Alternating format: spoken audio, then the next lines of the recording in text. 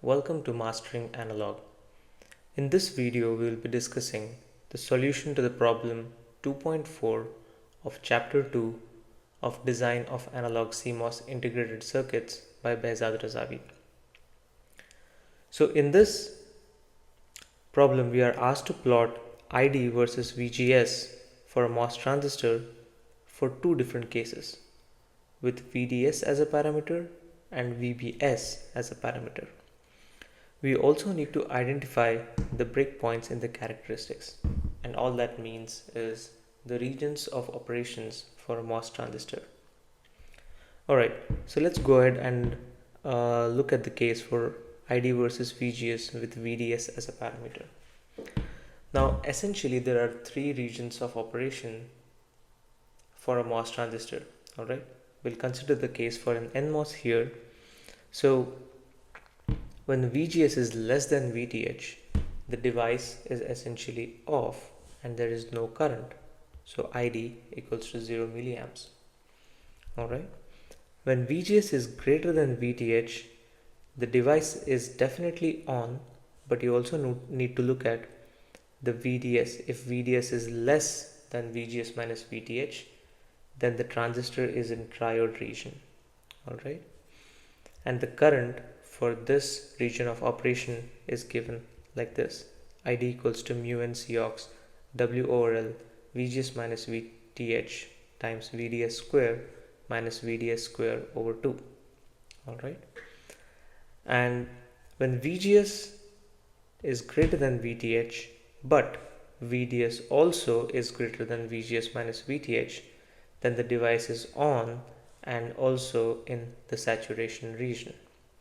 Alright, and the equation for current in this region of operation is given as ID equals to half mu n Cox W over L VGS minus VTH the whole square times 1 plus lambda VDS, if you want to include the channel length modulation effect, which is given by the channel length modulation coefficient lambda.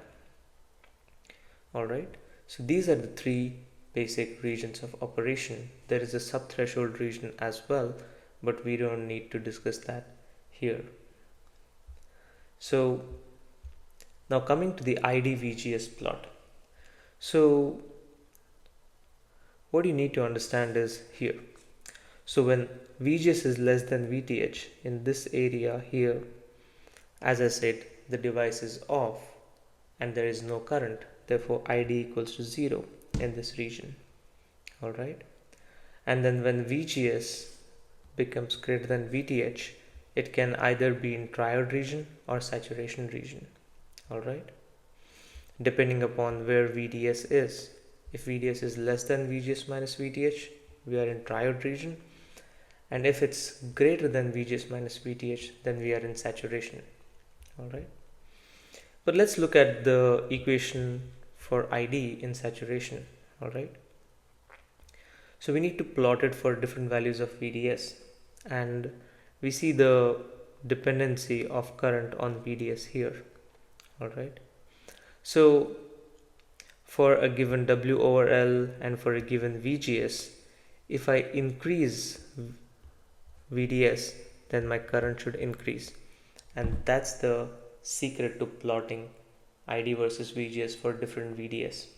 So for a given VGS, if I increase the VDS, then I'll have a higher current. Alright, so you have VDS3, VDS2 and VDS1, VDS3 being greater than VDS2 and VDS2 being greater than VDS1.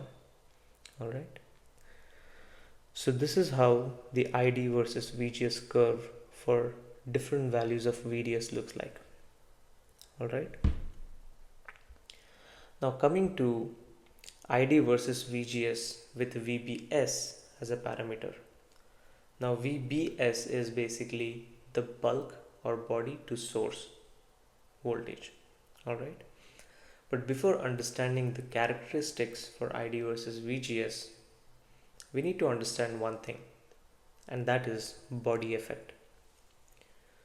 So you need to understand that body effect occurs when the body or the bulk and the source are not at the same potential. Alright.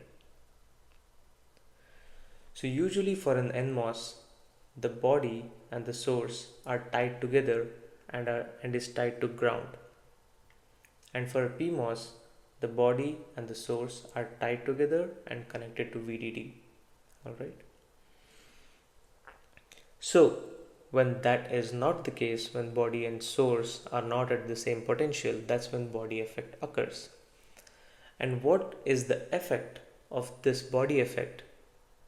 It's that it increases the threshold voltage VTH. Alright. And this is the equation that governs the value of VTH when body and source are not at the same potential. Well, you may see a lot of different terms in here, but don't worry about that right now. Alright. So we see that there is a VSB term here. Alright. If the source to bulk potential is 0, then this term basically goes to 0, and then this guy and this guy cancel off each other, and what we are left with is just VTH naught, which is the basic threshold voltage when source to bulk potential is 0. Alright. But as soon as the source and body are at a different potential, this is a finite value and it's no more 0. So it adds up to this value, subtracts some value, multiplies, but eventually it adds some value to the basic threshold voltage, and that's how threshold voltage increases. But this is very quantitative. Let's try to intuitively understand why the threshold voltage increases when source and body are not at the same potential. And that is much more easier to visualize and understand and keep in mind going forward. So let's consider the case of an NMOS here. So an NMOS is built on a P substrate. It has two N plus regions and a P plus that connects to the P sub. Alright. So we have the drain terminal, we have the gate, and let's say we have some VGS, and the VGS is slightly less than VTH, just enough to create some depletion region here, and we don't have the inversion layer yet. The source and the bulk are connected together and is connected to ground. Alright. Well, you need to remember one thing, that there is a PN junction here. Alright. And since the bulk and the source are at the same potential, which is ground, this PN junction is actually at equilibrium and nothing happens. And this is as good as this guy is 0 and this whole term goes to 0, and we have VTH naught as the threshold voltage. But now let's assume that the source is still grounded, but the bulk or the body is less than 0 volts. So what that means is, now this node of the PN junction is at a higher potential and this node is at a lower potential, and that actually reverse biases this PN junction, and that in effect introduces more immobile ions here, increasing the width of the depletion region. And when that happens, it's more tough to create the inversion layer, which means the channel. Alright. So it's hard to create the inversion layer, so you need a higher VGS to start conducting, to turn the device on. Alright. So that increases the threshold voltage.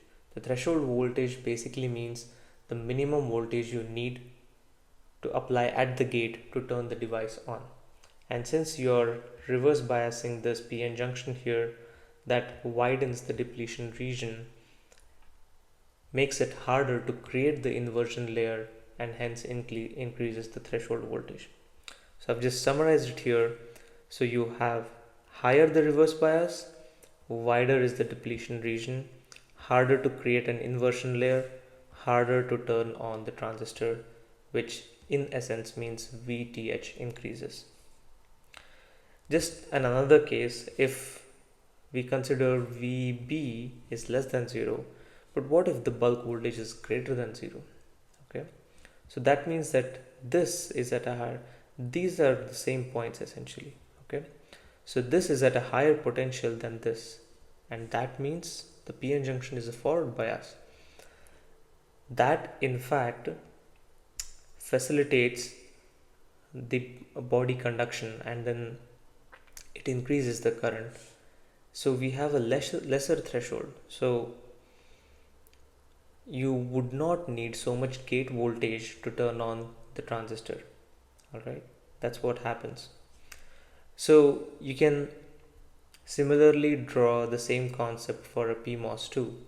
All right, so it eventually boils down to how much of a reverse bias you have between the body and the source.